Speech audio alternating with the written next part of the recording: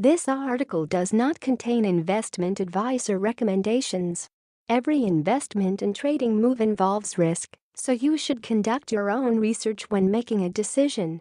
The past few months in Bitcoin's history have been very interesting to watch, especially when honing in on its price fluctuations as a gauge of where it is going next. From about November 2017 to now, Bitcoin has almost come full circle as its price skyrocketed to $8,000 and beyond to $20,000 before falling back to the $8,000 mark. Taking the time frame from November 2017, when people were cheering its groundbreaking move beyond the $8,000 mark, to today, when people are petrified that it will fall below that price, we can see very different perceptions in trader confidence. However, traders in the know are less concerned with these movements of price and are not letting the typical Bitcoin fluctuations get to them. Some are explaining the current price as still massively positive, especially if one zooms out on the charts and looks at where Bitcoin is in the bigger picture. There are others, though, that are pointing towards market manipulation as a potential cause for why Bitcoin's price keeps shedding its gains between $8,000 and $10,000, returning to its range. Part of the reason for the concern over the Bitcoin price is that many investors only got into the market in and around the time the price was hovering around $20,000.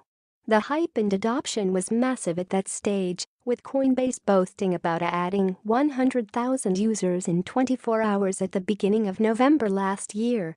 That spike in price was unprecedented and unusual. As Anthony Pompliano, the managing partner at Full Tilt Capital, explained to Cointelegraph, the Bitcoin price is simply returning to its range. The day-to-day fluctuations aren't very interesting to me. As your perspective zooms out, you notice that BTC will go through market volatility within a range. The Q4 parabolic run last year broke out of that range, so naturally the market will return to the range. I think we're back in the natural market range now, and we should continue to see growth through 2018. I'm more bullish today than I've ever been. Pompliano also adds that Bitcoin does react to positive news and that there are often spikes associated with that, but there has not been that much positive news of late. Additionally, I don't think there is any specific positive news to drive a bull market. We're seeing a hangover feeling among retail investors because of regulatory concerns, along with the last few months of bear market.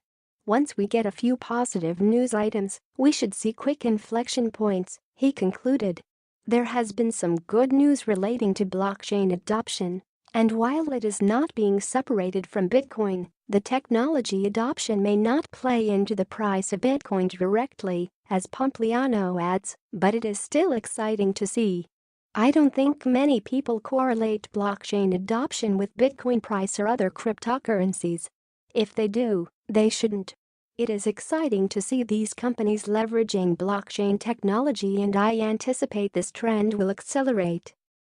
Zooming out, Pompliano mentions in his assessment that those who are concerned about the price of Bitcoin should zoom out a bit. Another figure who reiterates this idea is Mati Greenspan, senior market analyst at eToro. Anyone who thinks the crypto market is falling should probably zoom out a bit. The total market cap of all digital assets is up 330% over the last year. Though it's not as high as it was during the peak, this is still unprecedented growth for any asset class, to say the least. The price of Bitcoin on May 24, 2017 was $2,250, and at the time many thought it was a bubble and the price was too high. Today we're seeing lows of $7,300, which isn't as strong as the $20,000 peak, but certainly still in a strong upward trend despite the sizable pullback. Manipulating the market. Recently, the U.S. Justice Department said it had opened a criminal probe into whether traders are manipulating the price of Bitcoin and other digital currencies. This in itself indicates that perhaps, where there is smoke there is fire, and it also means that there will be a dramatic ratcheting up of U.S. scrutiny of these markets that critics say are rife with misconduct. Another trader who for a while now has been calling market manipulation a cause of Bitcoin's fluctuations has been vindicated by this investigation. Ronnie Moas, a stock picker who has turned his attentions towards cryptocurrencies as well, believes the Bitcoin price is being manipulated.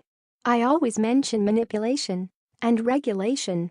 When we broke below $9,000, $8,000 and $7,000, I said the price was being manipulated.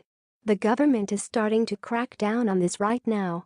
Moas goes on to explain how easy it is to manipulate the Bitcoin market as long as a person or group has large sums of money. If you have $2 BLN, you want a diversified portfolio, and for me diversified is a $200,000 position, but there can be a position that is $200 MLN because you want 10% of your money in Bitcoin.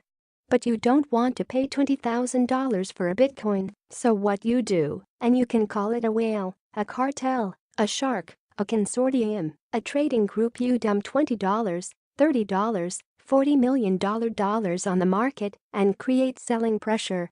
People see those orders on the books and they jump in front of them because they are afraid you are going to move and shake the market down, and this feeds off itself. The technical analysts then kick in with their sell signals and there is panic and capitulation, and when the market capitulates, those people quietly come back in and buy 5 to 10 times what they dumped for pennies on the dollar. Don't panic. People still fear that Bitcoin can drop to zero, but that fear is waning somewhat, especially with the adoption of blockchain and cryptocurrency technology happening outside the financial and trading realms.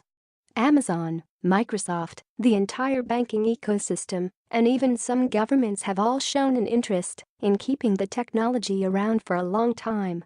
The volatility of Bitcoin may not be as dramatic both up and down, and that is something people have to come to grips with, but as the experts above mention, there has still been positive growth over a relatively short period of time.